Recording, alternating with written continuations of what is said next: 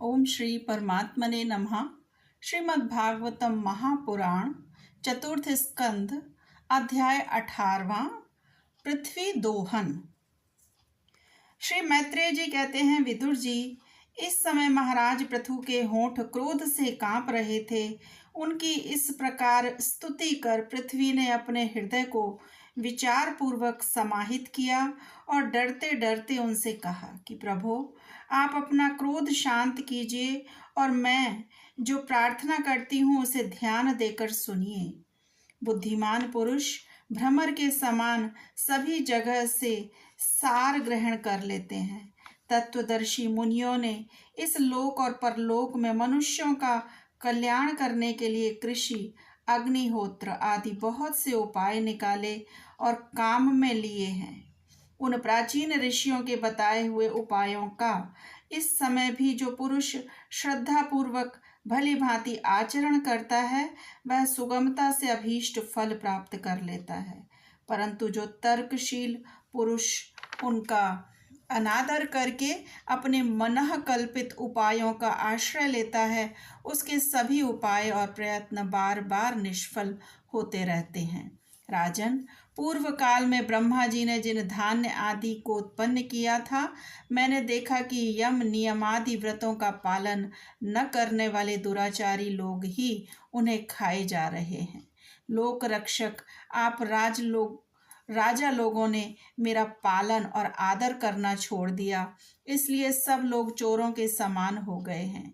इसी से यज्ञ के लिए औषधियों को मैंने अपने में छिपा लिया। अब अधिक समय हो जाने से अवश्य ही वे धान्य मेरे उदर में जीर्ण हो गए हैं। आप उन्हें पूर्वाचार्यों के बतलाए हुए उपाय से निकाल लीजिए। लोकपालक वीर, यदि आपको समस्त प्राणियों के अभीष्ट एवं बल की वृद्धि करने वाले अन्न की आवश्यकता है तो आप मेरे योग्य बछड़ा, दोहन पात्र और दोहने वाले की व्यवस्था कीजिए। मैं उस बछड़े के स्नेह से पिन्हाकर दूध के रूप में आपको सभी अभीष्ट वस्तुएं दे दूंगी। राजन, एक बात और है, आपको मुझे समतल करना होगा जिससे कि वर्षा ऋतु बीत जाने पर भी मेरे ऊपर इंद्र का बरसाया हुआ जल सर्वत्र बना रहे, मेरे भीतर की आर्द्रता सूखने न पावे। यह आपके लिए बहुत मंगल कारक होगा। पृथ्वी के कहे हुए ये प्रिय और हितकारी वचन स्वीकार कर महाराज पृथु ने स्वयंभुव मनु को बछड़ा बना और अपना हाथ में ही समस्त धान्यों को दो लिया। पृथु के समान अन्य विज्ञजन भी इस सब जगह से सार ग्रहण कर लेते हैं, अतः उन्होंने भी पृथु जी के द्वारा वश में की हुई वसुंधरा से अपनी अपनी अभीष्ट वस्तुएं दूह ली। ऋषियों ने बृहस्पति जी को बछड़ा बनाकर इंद्रिय, वाणी, मन और श्रोत्र रूप पात्र में पृथ्वी देवी से वेद रूप पवित्र दूध दोहा। देवताओं ने इंद्र को बछड़े के रूप में कल्पना कर स्वर्णमय पात्र में अमृत, वीर, मनोबल, ओज, इंद्रिय बल और शारीरिक बल रूप दूध दोहा। दैत्य और दानवों ने असुर श्रेष्ठ प्रहलाद जी को वत्स बनाकर लोहे के पात्र में मदिरा और आसवदी रूप दूध दोहा। गंधर्व और अप्सराओं ने विश्वावसु को बछड़ा बनाकर कमल रूप पात्र में संगीता, माधुर्य और सौंदर्य रूप दूध दोहा।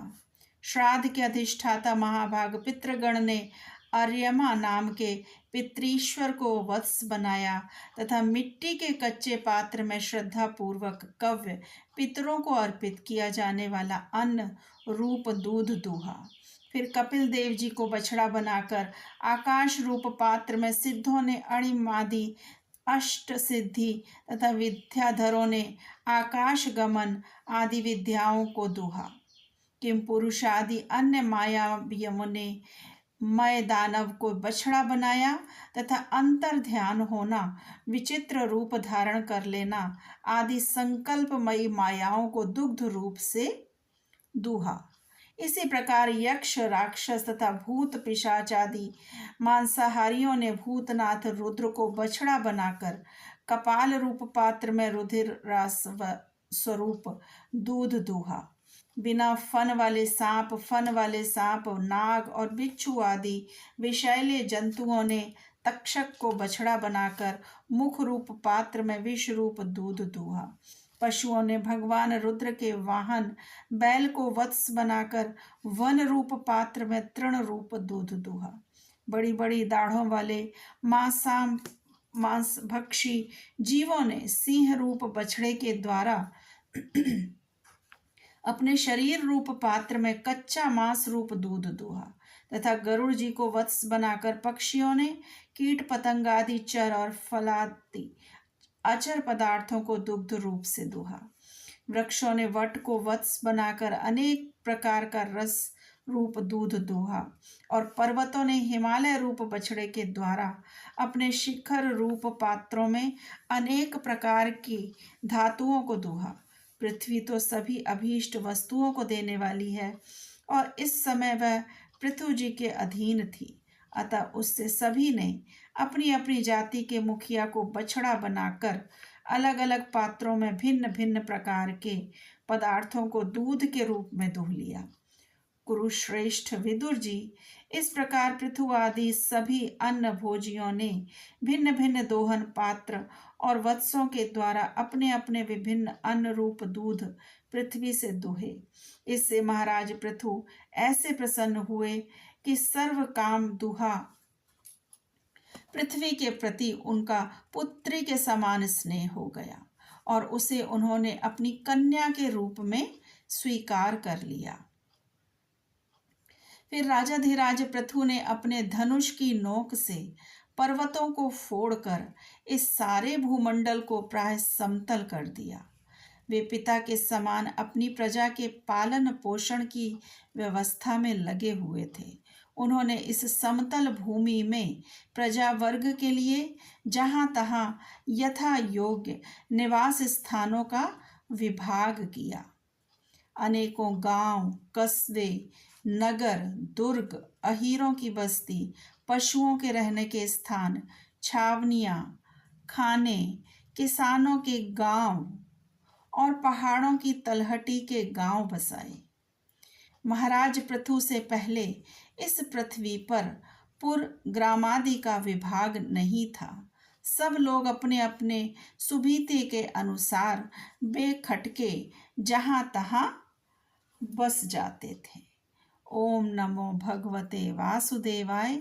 श्री कृष्ण अर्पणम अस्तु। हरे कृष्ण। अगर आपको मेरा चैनल और मेरी वीडियोस पसंद हैं तो मेरे चैनल को सब्सक्राइब करें और वीडियोस को लाइक और शेयर करें। हरे कृष्ण।